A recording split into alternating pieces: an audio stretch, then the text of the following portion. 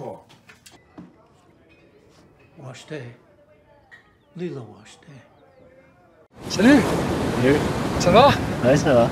Tu fais quoi, toi? Comment ça, qu'est-ce que je fais? Dans la vie?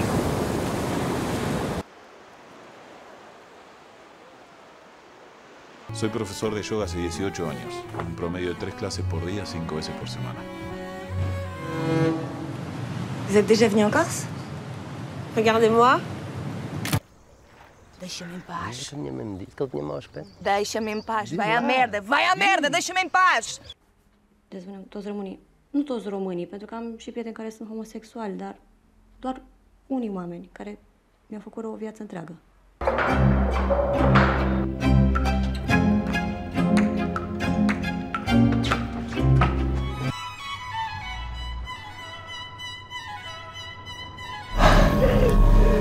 Çaydan geçiyor taraftan.